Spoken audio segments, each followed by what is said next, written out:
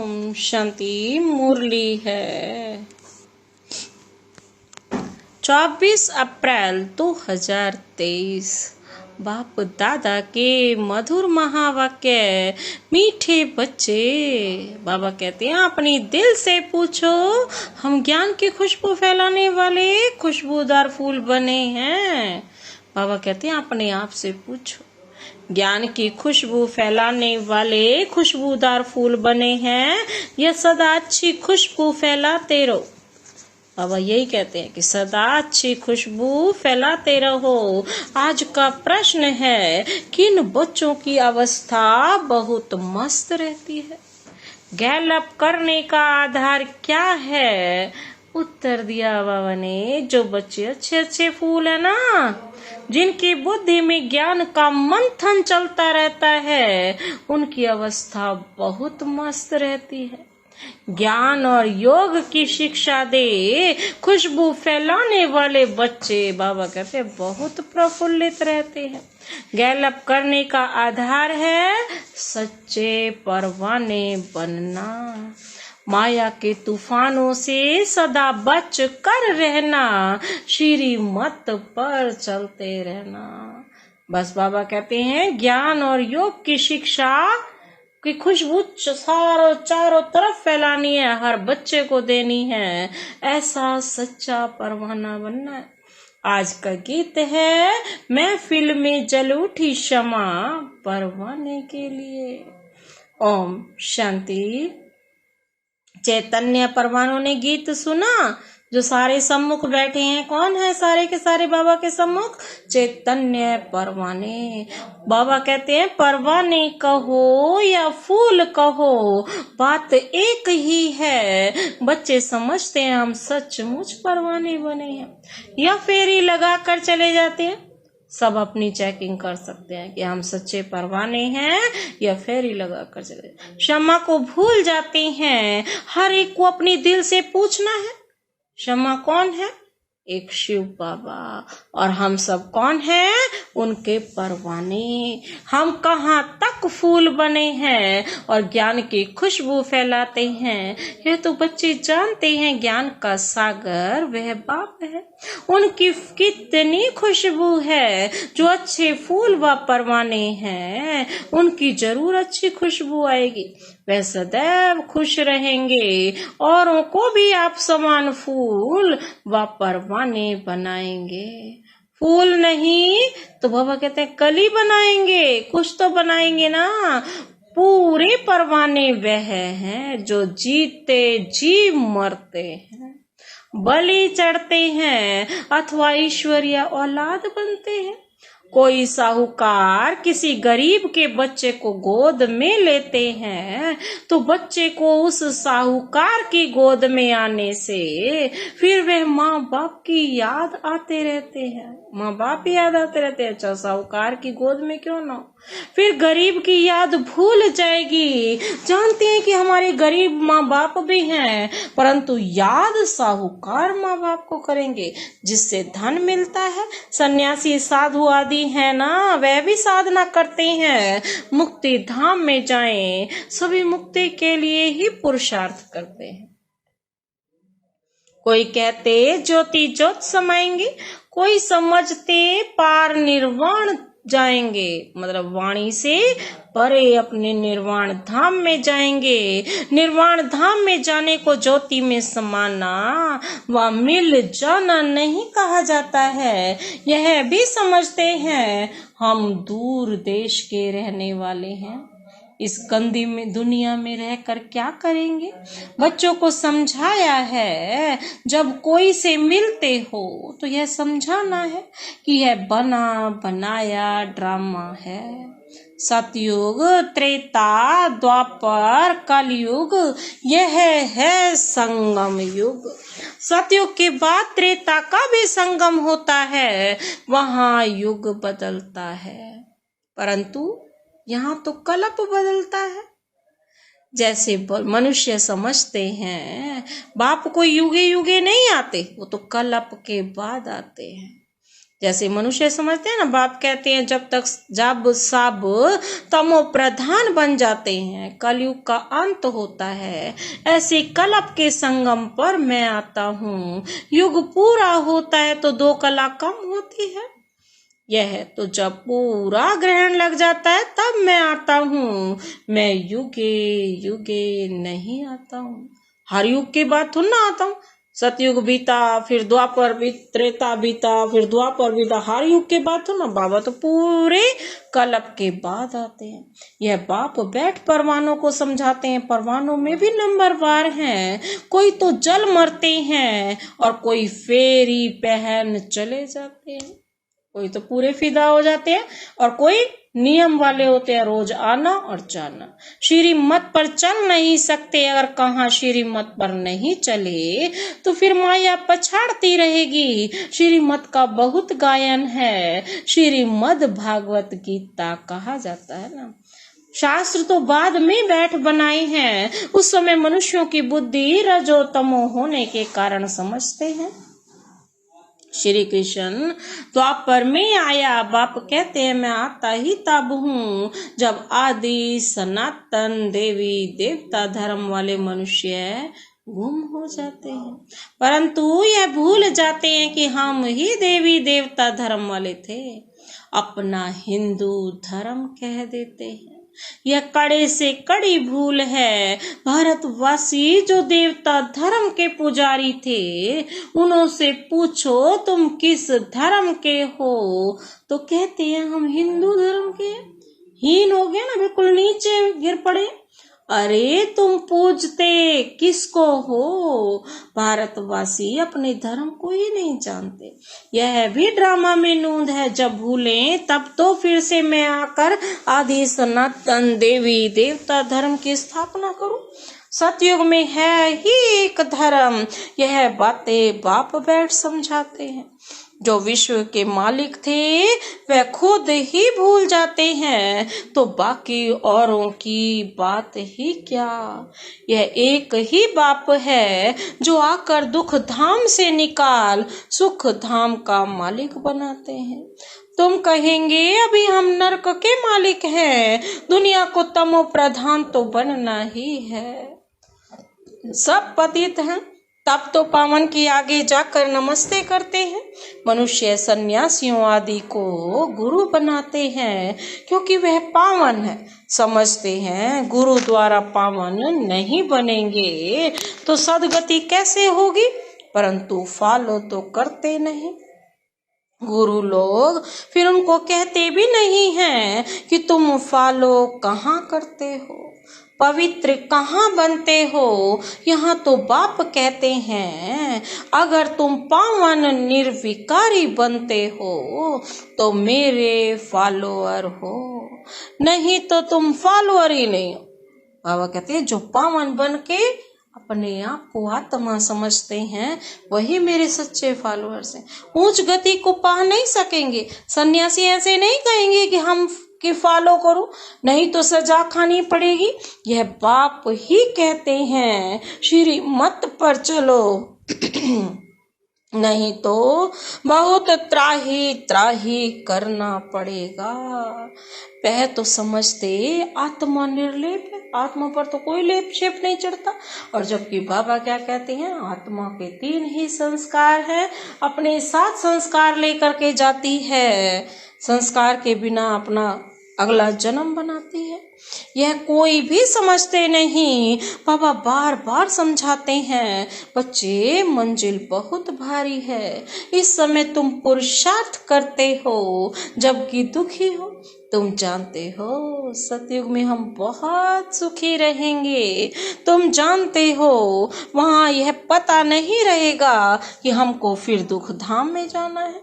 हम सुख में कैसे आए, कितने जन्म लेंगे, कुछ भी नहीं जानते। अभी तुम जानते हो कि ऊंच कौन ठहरे। तुम ईश्वर की औलाद होने के कारण जैसे ईश्वर नॉलेजफुल है, तुम भी नॉलेजफुल ठहरे। अभी तुम ईश्वर के बच्चे हो। देवताएं थोड़े ही ईश्वर के बच्चे कहलाएंगे। अभी तुम ईश्वरीय औलाद हो, परंतु नंबरवार। कोई तो बड़े मस्त हैं, समझते हैं हम तो बाबा की मत पर चलते रहते हैं कि जितना मत पर चलेंगे, बाबा कहते हैं उतना ही तुम श्रेष्ठ बनेंगे। बाप सम्मुख बैठ बच्चों को समझाते हैं, बच्चे देह सहित देह के सब अभिमान छोड़ो, देह अभिमानी बनो, निरंतर याद करो, परंतु सदैव याद कर नहीं सकेंगे। याद रहेगी नंबरवार पुरुषार्थ अनुसार। जैसे क्लास में सारे बच्चे पढ़ते हैं, फर्स्ट तो ये किया था, सो भी रिजल्ट अंत में निकलेगी। बाप तो है ही सुखदाता, ऐसे नहीं कि दुख भी बाप ही देते हैं। बाप कभी बच्चों को दुख नहीं देता। बाप दुख नहीं दे सकते, कहते हैं हे भगवान बच्चा दो तो कुल वृद्धि को पाएगा। बच्चे को बहुत प्यार करते हैं, बाकी दुख अपने कर्मों का ही पाते हैं। अब भी बाप तो बच्चों को बहुत सुखी बनाते हैं, कहते हैं श्री मत पर चलो, आसुरी मत पर चलने से तुम दुख पाते हो। बच्चे बाप और टीचर अथवा बड़ों की आज्ञा न मानने से दुखी होते हैं, दुखदाई खुद बनते हैं, माया के बन पड़ते हैं। ईश्वर की मत तुमको अब ही मिलती है। ईश्वरीय मत की रिजल्ट 21 जन्म तक चलती है, फिर आधा कल्प माया की मत पर चलते हैं।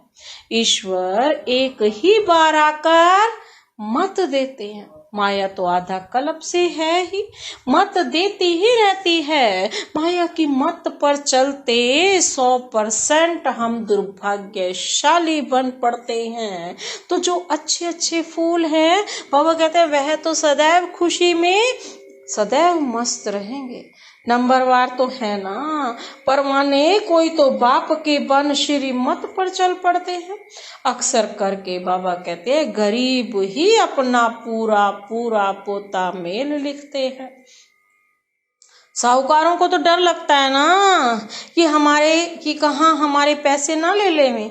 साहूकारों के लिए बड़ा मुश्किल है। बाप कहते हैं मैं हूँ ही गरीब निवाज, दान भी हमेशा गरीबों को ही किया जाता है। सुदामा की बात है ना, चावल चपटी ले उसको महल दे दिए। तुम हो गरीब, समझो कोई के पास 25-50 रुपया है, उनसे 1-2 आना देते हैं, और साहूकार 50,000 दे तो भी इक्वल हो जाता है, बराबर हो जाता है। इसीलिए गरीब निवाज कहा जाता है। साहूकार लोग तो कहते हमको फुर्सत नहीं मिलती क्योंकि पूरा निश्चय ही नहीं है। तुम हो गरीब, गरीबों को धन मिलने से खुशी होती है। बाबा ने समझाया है यहाँ के गरीब वहाँ साहूकार बन जाते हैं, और यहाँ के साहूकार वहाँ बहुत गरीब बन पड़ते हैं। कोई कहते हैं हम यज्ञ का ख्याल रखें या कुटुंब का ख्याल रखें। बाबा कहते तुम अपने कुटुंब की बात अच्छी संभाल करो। अच्छा है जो तुम इस समय गरीब हो, साहूकार होते तो बाप से पूरा वर्षा ले नहीं सकते। बाबा कहते सन्यासी ऐसे नहीं कहेंगे, वह तो पैसे लेकर अपनी जागीर बनाते हैं। शिव बाबा थोड़े ही बनाएंगे। यह मकान आदि सब तुम बच्चों ने अपने लिए बनाए हैं। यह किसकी जागीर नहीं है, यह तो टेम्परेरी है, क्योंकि अंत समय बच्चों को यहाँ आकर रहना है। हमारा यादगार भी वहाँ है ना, दिलवाड़ा का मंदिर, तो पिछाड़ी में यहाँ आकर विश्राम लेंगे, बाप के पास भागेंगे। वह जो योग युक्त होंगे उन्हों को ही बाबा की मदद मिलेगी। बाप की बहुत मदद मिलती है। तुम जानते हो हमको यहाँ बैठ विनाश देखना है। जैसे शुरू में बाबा ने तुम बच्चों को बहलाया है, तो पिछाड़ी वालों का भी हक है। उस समय ऐसे फील करेंगे जैसे वैकुंठ में बैठे हैं, बहुत नजदीक होते जाएंगे स्वर्ग के। बिल्कुल यह तो समझते हैं हम यात्रा पर हैं, थोड़े समय बाद विनाश होगा। बाबा कहते हैं हम जाकर प्रिंस प्रिंसेस बनेंगे। किस्म किस्म के फूल हैं, हर एक बच्चे को समझना चाहिए मैं कितने को ज्ञान की खुशबू दे रहा हूँ, किसको ज्ञान और योग की शिक्षा देता हूँ। जो सर्विस करते हैं ना, बाबा कहते हैं वे अंदर से प्रफुल्लित रहते हैं। बाबा जान जाते हैं किस अवस्था में रहते हैं, इनकी अवस्था कहाँ तक गैलप करेगी। गैलप उनकी अवस्था करेगी जो परवाना बन चुका होगा। आप समझाते हैं माया के तूफान तो आएंगे ना, उनसे अपने आप को बचाना है। सन्यासी कभी नहीं कहेंगे कि स्त्री पुरुष गृहस्थ में रहते पवित्र हो दिखाओ, वे ऐसा सन्यास करा ना सके। उनका है ही रजो प्रधान सन्यास, निर्वृत्ति मार्ग का। हठ योग सन्यास तो मनुष्य को सिखलाते रह आए हैं। अब ये राजयोग परम पिता परमात्मा आकर आत्माओं को सिखाते हैं। आत्मा को ज्ञान है, मैं आत्मा अपने इस आत्मा भाई को समझाता हूँ, जैसे परमात्मा बाप हम आत्माओं अर्थात बच्चों को समझाते हैं। हम भी आत्मा हैं, बाबा हमको सिखलाते हैं, हम फिर इन आत्माओं को समझाता हूँ। परंतु यह आत्मा अपने का निश्चय ना होने से अपने को मनुष्य समझ मनुष्य को समझाते हैं। बाप कहते हैं हम तो आत्माओं से ही बात करते हैं, मैं परमात्मा तुम आत्माओं से बात करता हूँ। बाबा भी आत्मा है ना, तुम कहेंगे हम आत्मा सुनती हैं, आत्मा को सुनाती हैं, ऐसे तुम देही अभिमानी हो, किसको सुनाएंगे। तो बाबा कहते हैं तीर झट लगेगा।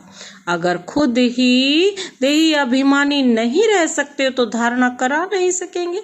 यह बड़ी ऊंची मंजिल है। बुद्धि में यह रहना चाहिए कि हम इन ऑर्गन से सुनते हैं।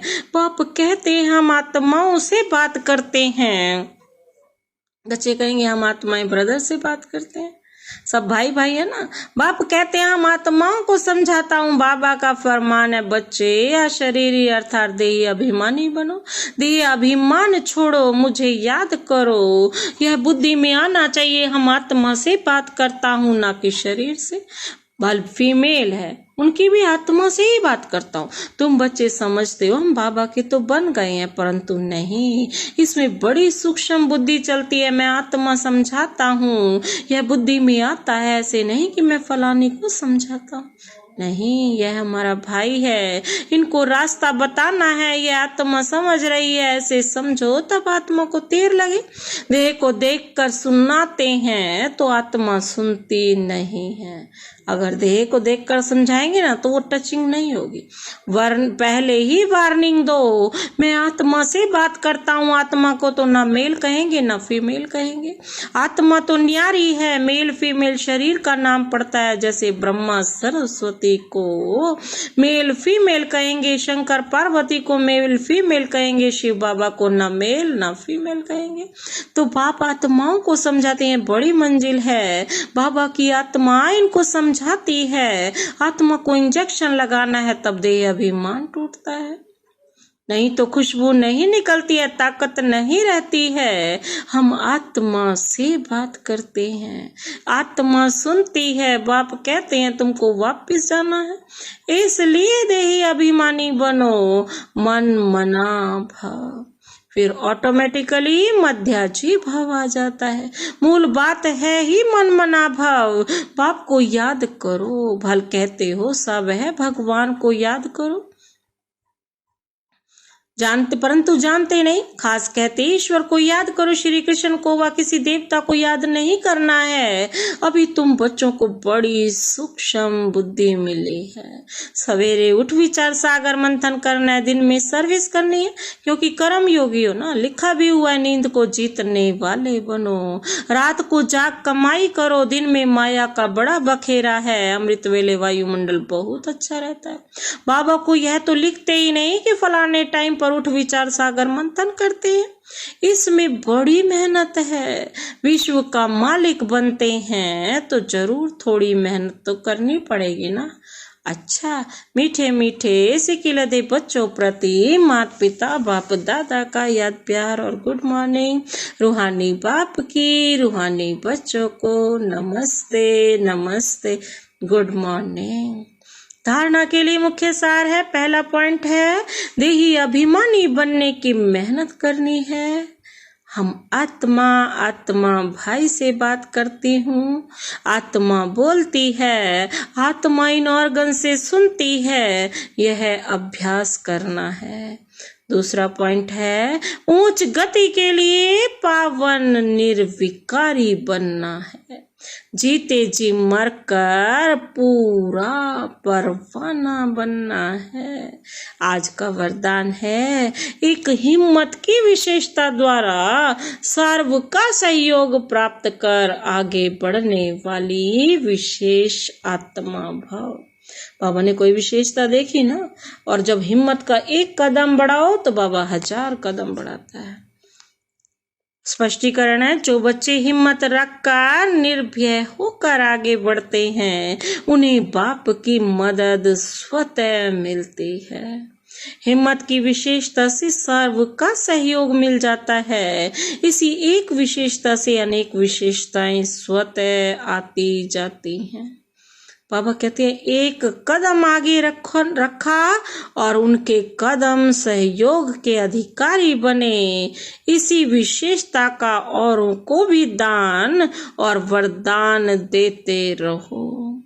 अगर अर्थात विशेषता को सेवा में लगाओ तो विशेष आत्मा बन जाएंगे। आज का स्लोगन है, बुद्धि से इतने हल्के रहो जो बाप अपनी पलकों पर बिठाकर साथ ले जावें। बुद्धि को हमेशा इतना हल्का रहो जो बाप अपनी पलकों पर बिठाकर साथ ले जाएं। अच्छा, ओम शांति।